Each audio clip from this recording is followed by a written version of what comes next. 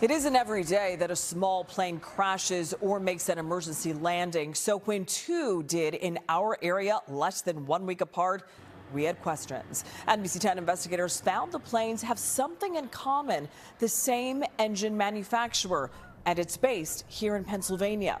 As NBC10's Lena Tillett explains, days after those two local crash landings, the FAA began requiring inspections of engines across dozens of models from that manufacturer, including the engines in the two planes, to identify any with faulty rods.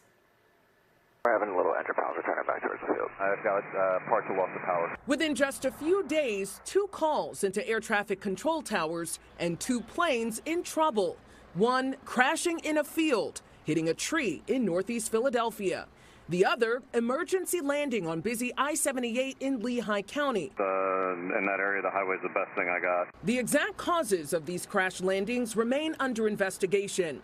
The NBC10 investigators looked through FAA public records and noticed both planes have the same engine manufacturer, a Williamsport, PA-based company called Lycoming Engines. It's one of the largest engine makers in the country. Arthur Wolk is an aviation law and air safety expert. He tells us the company's volume could mean more potential issues. The opportunity for engine malfunction is very high in Lycoming engines simply because they make so many. We found dozens of Lycoming Engines models are part of an FAA airworthiness directive. Listed among those models, the ones that were in the two planes that had emergency landings in our area. An airworthiness directive, or AD, is a notice similar to a car part recall.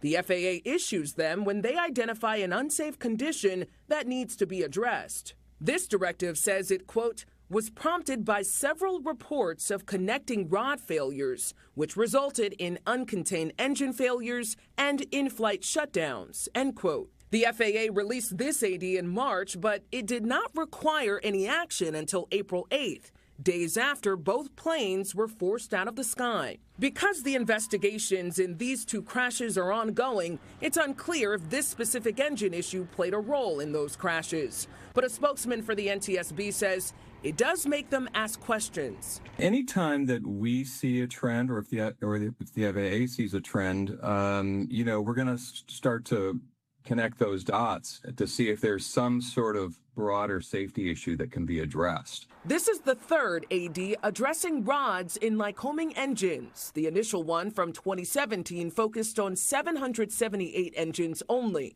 The most recent one expanded, potentially impacting more than 45,000 planes. They're gradually enlarging it, which is very troublesome because that really means that they don't have a good handle on how many engines were affected and how many engines might be affected. Walk showed us the type of engine that was in the plane that landed on I-78 and looked through the recent directive. Certain kinds of metal can be associated with the kind of failure they're talking about that can cause the engine just to have a hard stop, meaning quit cold. That's very serious. A general aviation mechanic like Billy O'Hara can identify if there's a problem with the rods during a routine oil change. We take a magnet and we drag over top anything ferrous. And then we take a real bright light, like the LEDs you have, to look to see anything glittering. And that's part of the inspection. He says he's notified about new or superseding directives when he inputs information about the parts and plane into a program as he's doing maintenance. While the onus falls on the operator to make sure they're in compliance with the directive, O'Hara says he feels responsible for their safety. It's going to come down to the mechanic. The mechanic's going to be, if he missed an AD, he missed the AD. Lena Tillett, NBC10 News. We reached out to Lycoming to ask about the airworthiness directive and these two crashes. The company told us they cannot comment on ongoing FAA and NTSB investigations and, quote, continues to support the FAA and NTSB in these processes, and we expect their findings to be issued in due course, end quote.